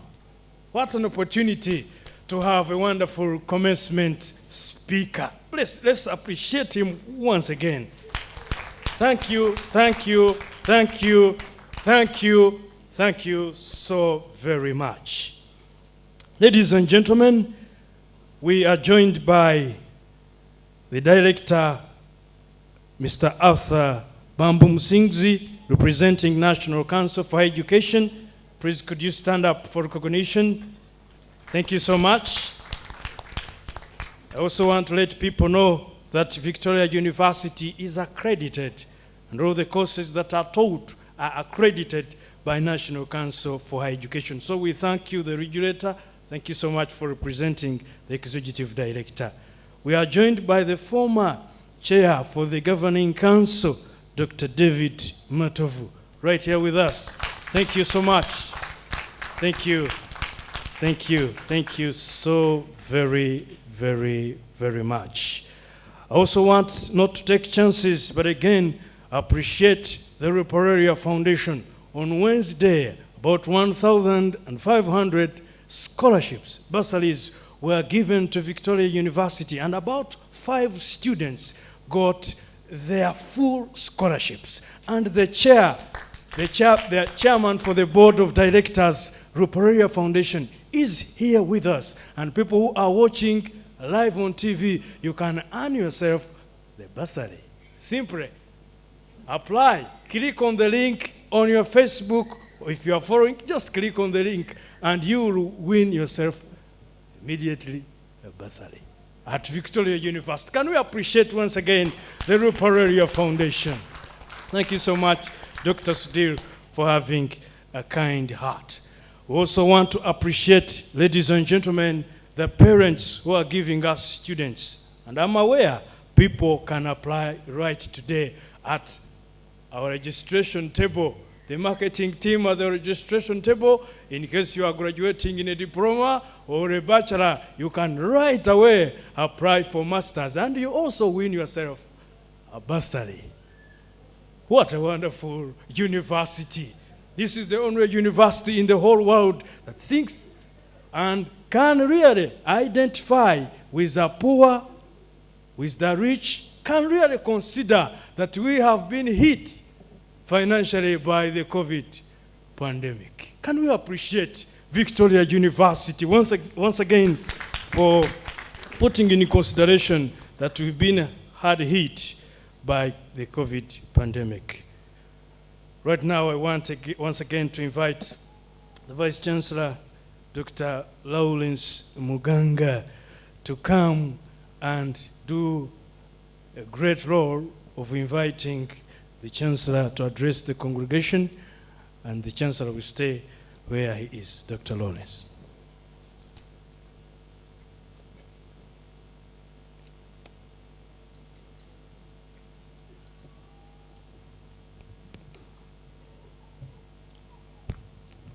Again, thank you so much, Ronald. Can we give him a round of applause as well? He's doing a great job. Thank you, sir. Mr. Vice Chancellor, sir. Mr. Chancellor, sir. It is my privilege to invite you to address the 5th congregation of Victoria University.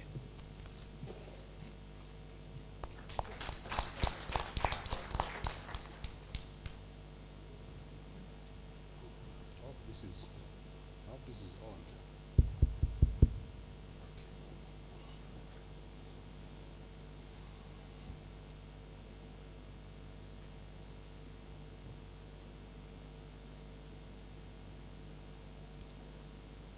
The proprietors of Victoria University, led by the chairman of the Ruparelia Group of Companies, Dr. and Consular Sudhir Ruparelia, seated next to me on my left. The Board of Directors of Victoria University, the chairperson and members of council of the university, the chairman and members of Senate, the commencement speaker, Mr. Tony Okoa, you just heard him, the acting vice chancellor and staff of the university, the civil and religious leaders here present, parents and guardians, the guild president and the student body, distinguished invited guests, ladies and gentlemen. May I say good morning to you all. I know that we are not all here. Other people are on the net, listening from wherever they are. Wherever you are, good morning.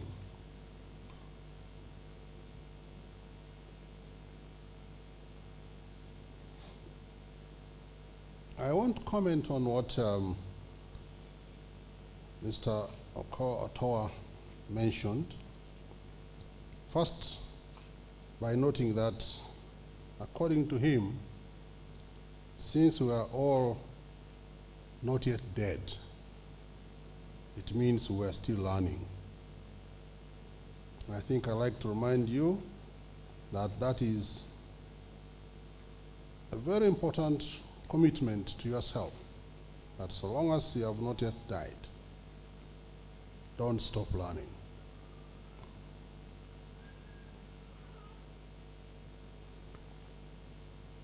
It is with great pleasure that I address you for the first time as the Chancellor of Victoria University, presiding over this graduation.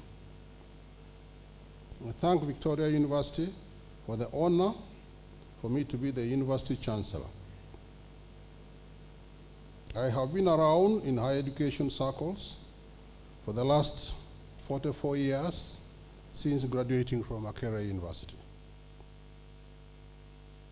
I've also known Victoria University as an accredited university by the National Council of Higher Education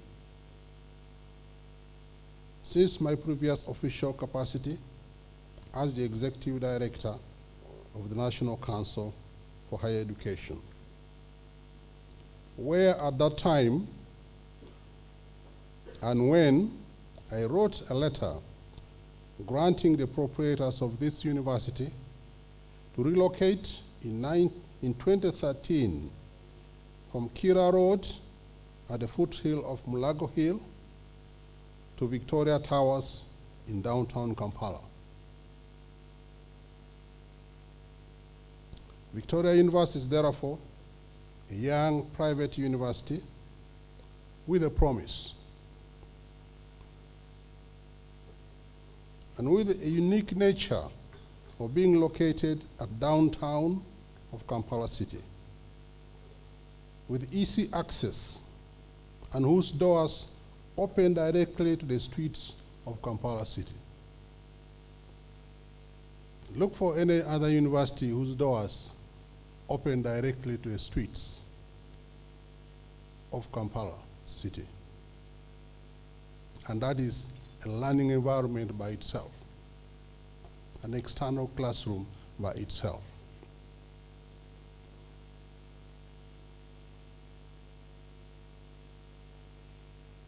While you are inside the university, that's Victoria University Towers building, you are in a very comfortable, clean environment. And you are sheltered from the hustle and bustle of the city.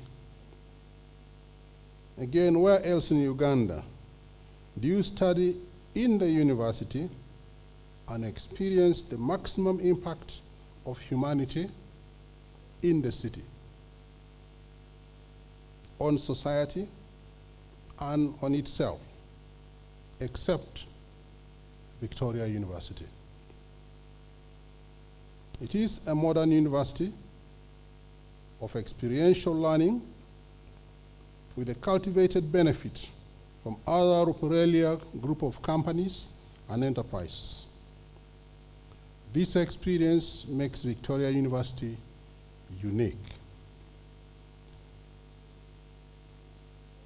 This 5th graduation ceremony creates yet another landmark in the history and the growth of Victoria University since its inception in 2013.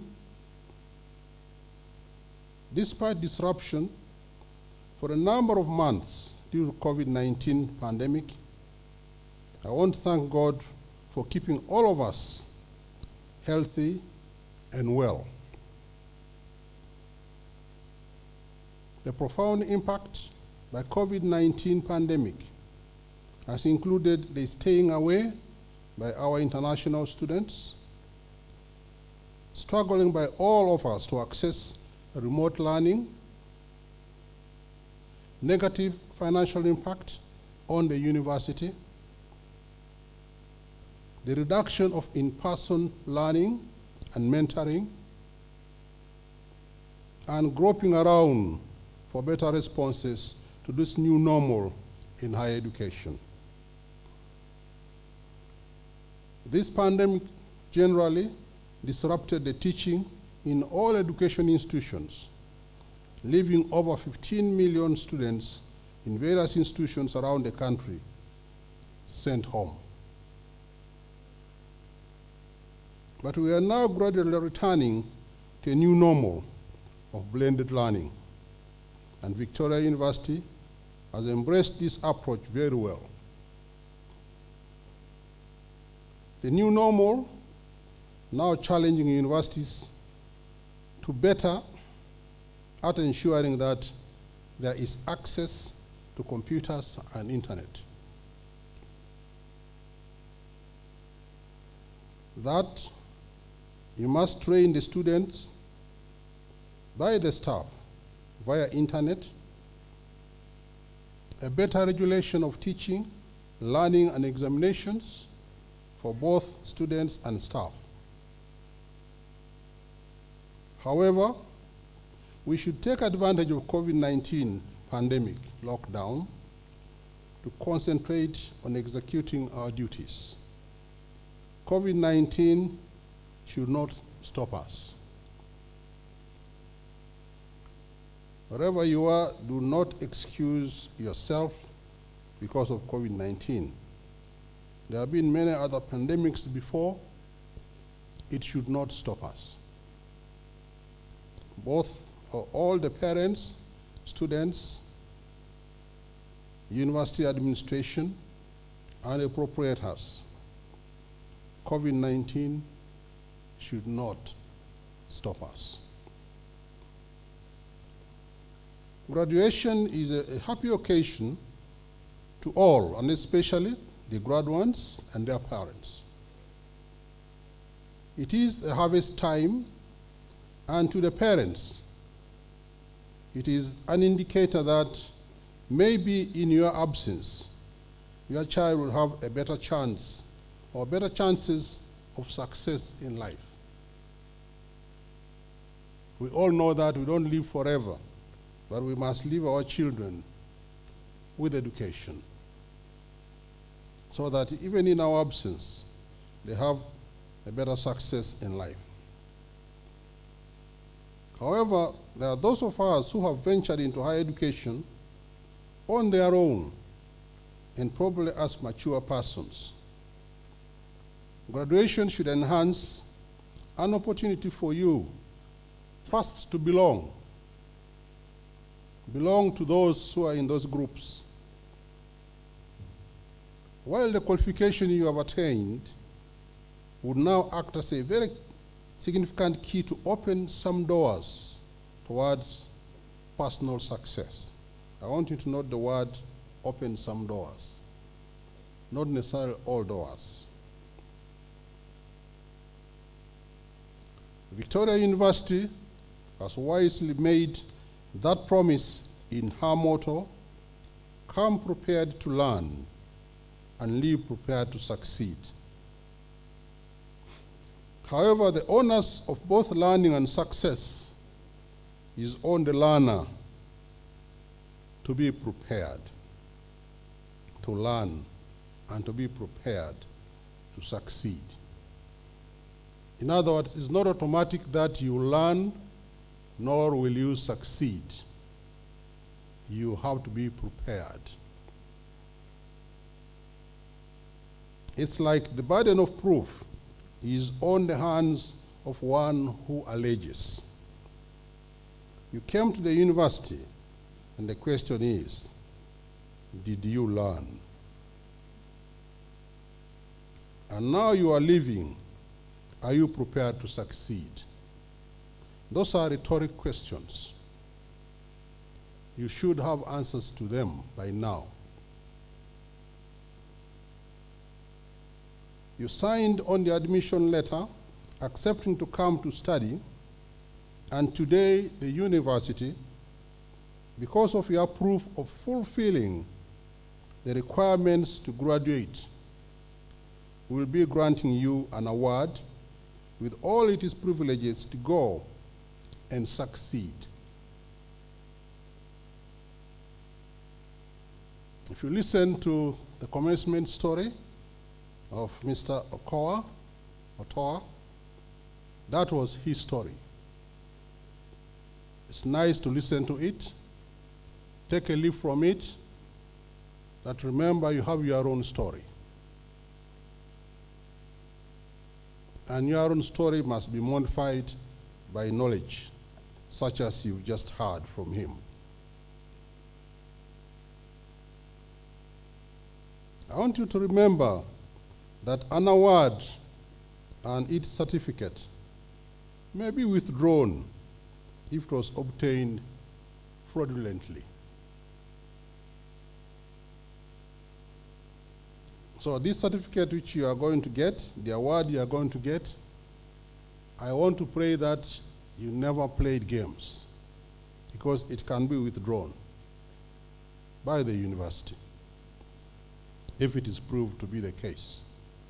And usually the people who prove it that that was the case are your so-called friends, because they know that you did not get the certificate properly.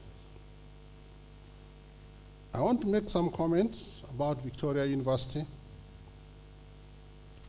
the proprietors and the administration. It is true that you are a young university set up by benevolent proprietors who could have used their money for other pleasure pursuits. It's only Victoria University which can come and sit here as part of these properties. After all, life is short, and so why should the proprietors of Victoria University care about improving humanity through higher education? Like I said, they could have used their money for pleasure pursuits. Today is a testament to their vision and promise of a university of high potential. As a transformational education university,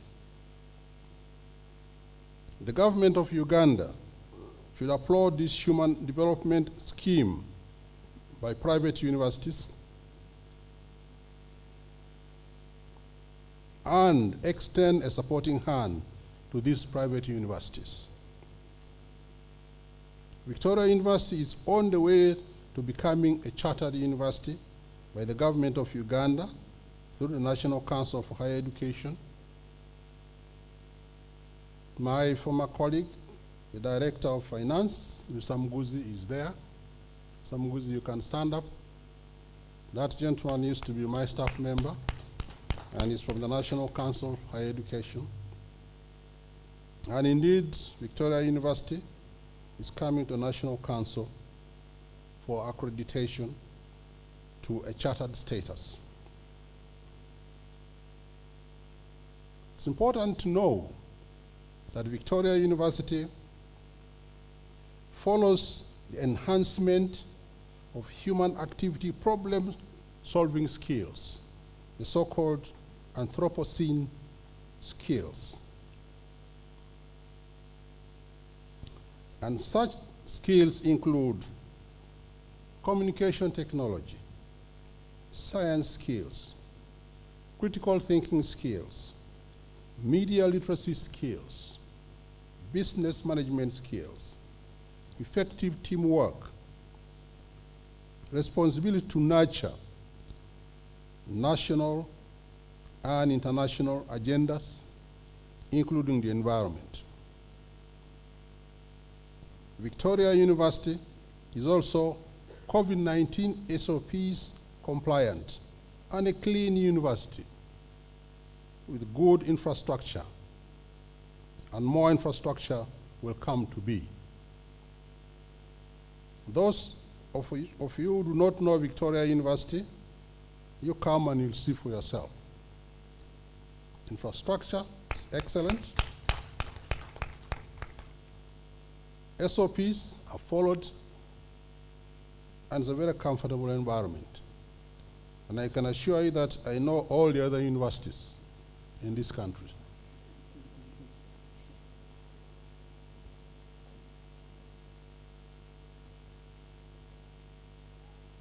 Access to higher education has been made possible through the scholarships offered to our students by the Ruperelia family, and I thank them once again for that offer. The university must, however, examine her impact on the communities, the city communities, by listening to them, understanding their needs, working together with them to find solutions to their problems. And Mr. Vice Chancellor, my hope is that in the next graduation, future graduations, the representative of the City Council should be here. Kampala's City Council. The representative of the Lord Mayor. Because with them, we should be able to discuss and see how the university can influence the environment they are in. The university must therefore grow in this respect to include increased programs, more space, more staffing, graduate education, that's more higher degrees, financing, and increased student enrollment. Victoria University is a university of promise, with associated vast assets of the Ruperelia group of companies to produce skilled and societal transforming graduates. A comment on governance of the university. There is an improved and expanded council and senate promoting and enhancing efficiency. However, both Council and Senate are called upon to persevere due to heavy workloads as you build this young university. I've sat in many older universities. The frequency of council meetings are fewer, but in a young university like Victoria University, I want to call upon Council and Senate to persevere.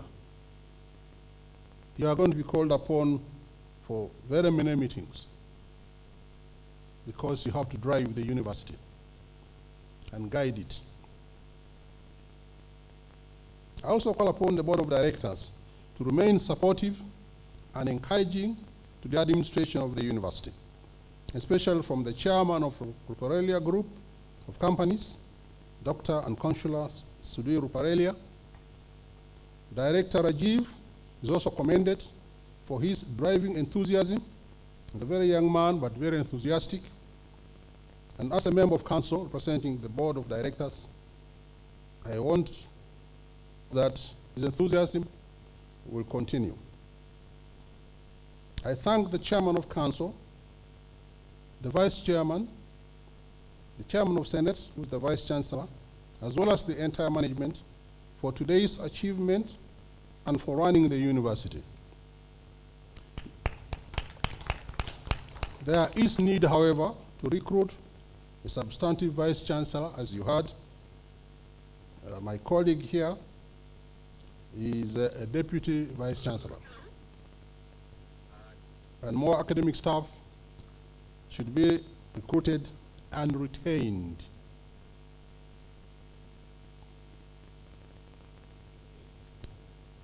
A comment on academic staff. While I thank you for your role in molding, mentoring, and training students, our graduates today, I'm hopeful that you took your duties seriously and that the graduates will speak well of you and the university. You are the mirror of the university, the nation and the world through which they will see their own images. So the students that you produce will mirror you. The nation and the world will be seen through the students that you produce. I want to pray that you gave your students your best attention. You did not kill their drive, but awakened it in them, and also awakened the thought processes through academic freedom, nor did you limit their drive through political ideologues. There are some universities where students' drive is affected through political ideologues.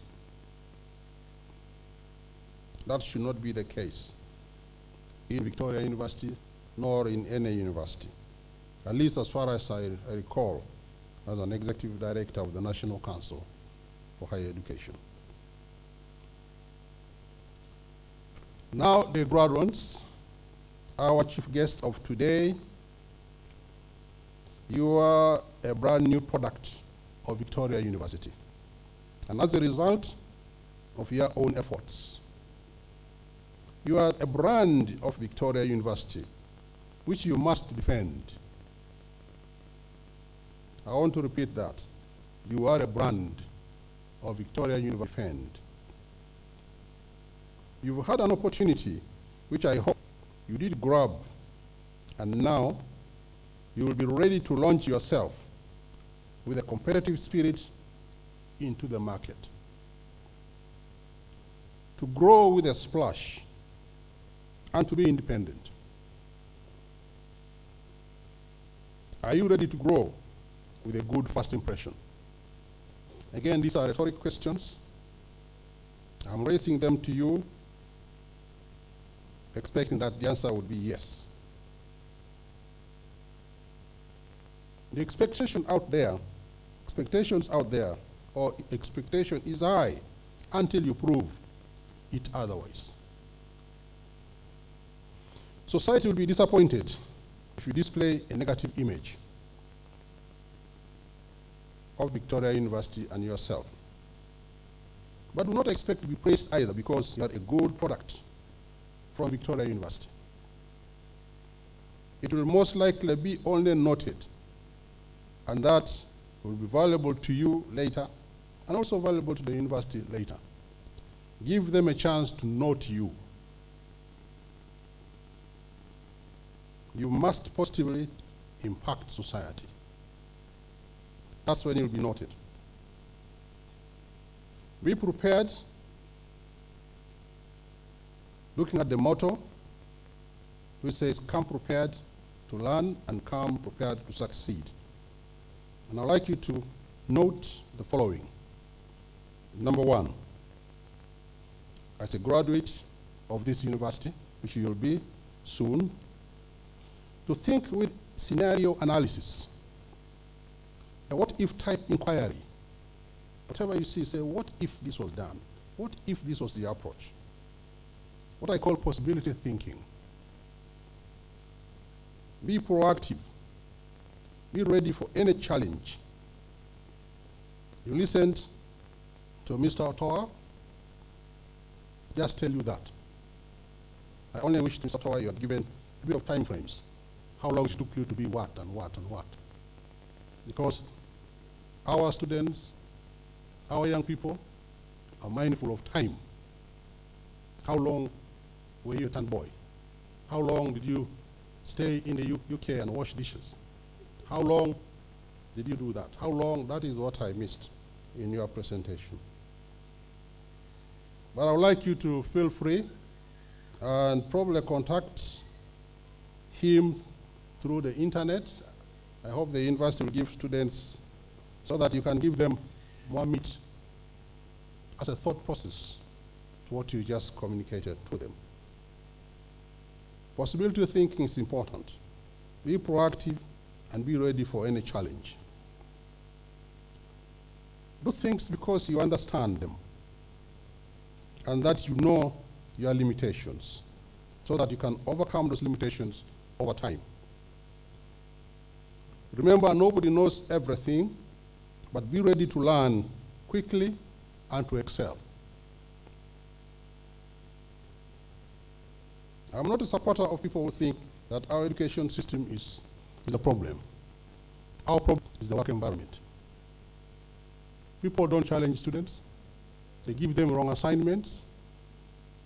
They deteriorate very quickly because they are disused. The challenge is almost zero. In other words, if the politicians were here and the business fraternity is here, you should wake up and challenge the higher education products. After all, most of the people who are in politics and have jobs to offer and run businesses are graduates of the same institutions. So give a chance to the young people, challenge them, and only if they disappoint you would you rightly comment and write that comment to the National Council for Education so that it can trickle down to universities to improve the quality that you do expect. But I can assure you, a lot of our students, when they go to a better environment, they're number one from this country. They top wherever they go. So where is the problem? Is it higher education or is it the environment?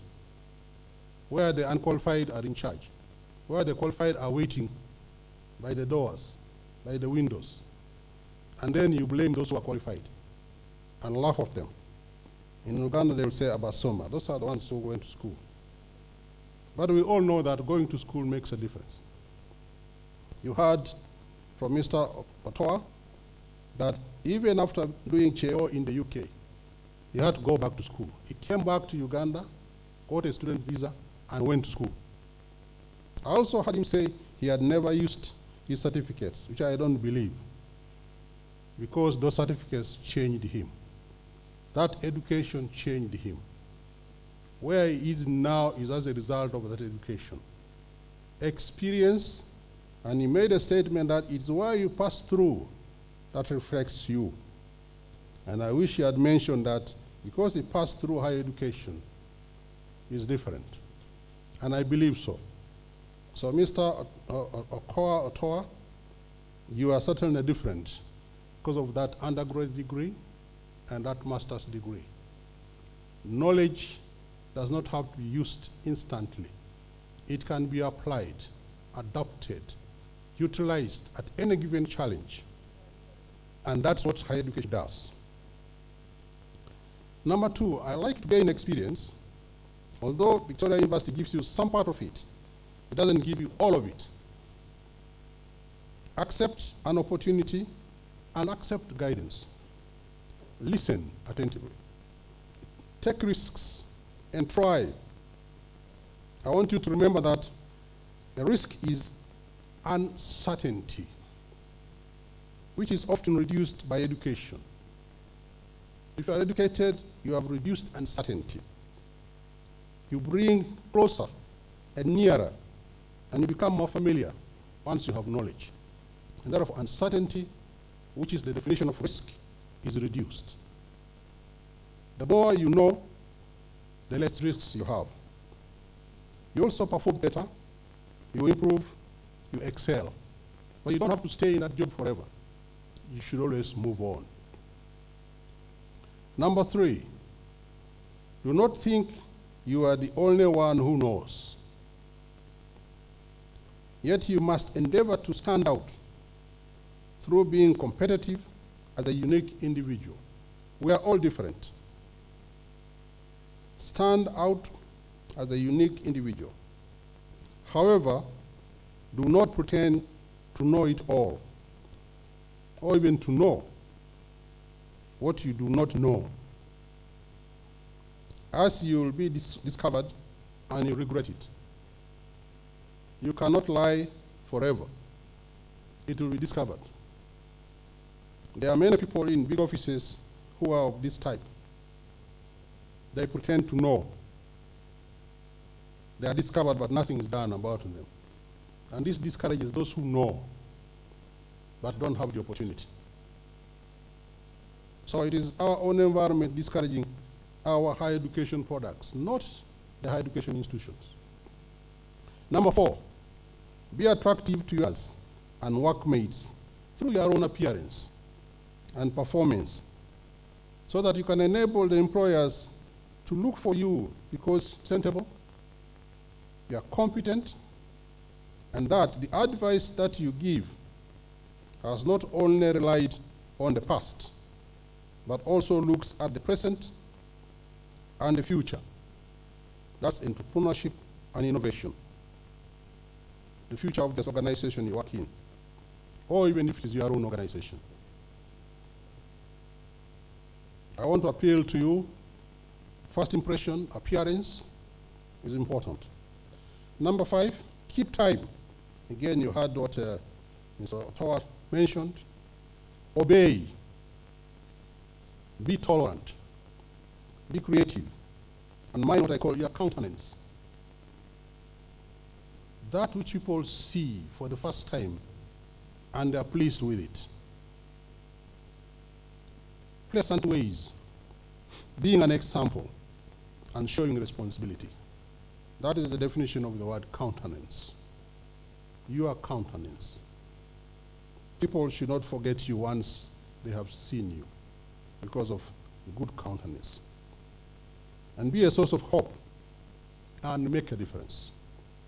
Lastly, I want to appeal to you to continuously exercise your mind, read.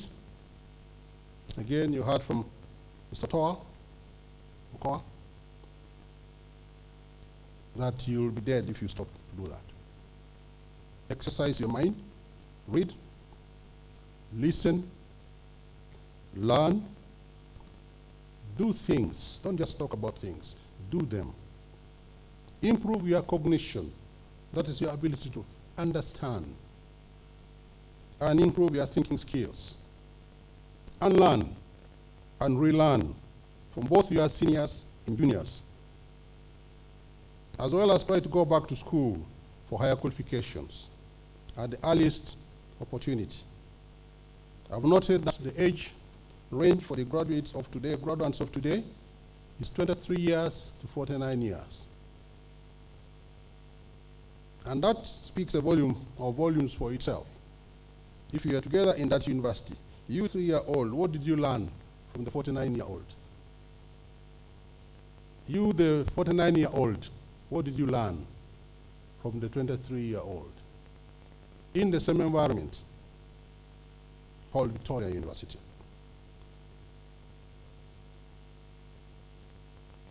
May I hope that you will not ignore lifelong learning, so-called experiential learning. You don't necessarily have to go back to school to learn more. Remember, there is always a continuum of knowledge. New things come. I taught in Makerere University for some 31 years, 15 years ago. And while I was at Makerere University, we noted that there was, statistics was very, very hard at time, sponsored by WHO, UN, and FAO, and so on. Then came environment, and they all disappeared. Then came gender, it disappeared. Then came ICT, it's disappearing. Then came biotechnology. Yeah. There's now coming Internet of Things. So knowledge is continuous. And that's why, for the administration of the university, I want to pray that you give the lecturers the opportunity to have an office, sit in it, study, read, imbibe knowledge, and be able to transmit it to your students. That is what academicians do in universities. Pay them well, and they will not linger around looking for money. They will study, they will read, they will influence students, impact them, and students will attract more students. May I now conclude my remarks by saying that with your award, you go out of the doors of Victoria University into the streets of Kampala and the world and live as well. Please live. Let us remain alive and as well succeed. Be good alumni of Victoria University. May I wish you best of luck and best wishes to you, to your parents, the world, and go to positively change the human activity question. If you notice in the graduation, I wrote something there on the human activity question. Well, find out whatever you are going to do in this world is what you yourself and those before you have done in this world. There's nothing new except we are creating those problems, the so-called Anthropocene age or era. Remember to promote Victoria University as a university of first choice. In conclusion, I thank you all, and I am pleased to preside over the awards and pray that you reflect on your future and celebrate well. Come prepared to learn, live prepared to succeed. May I thank you.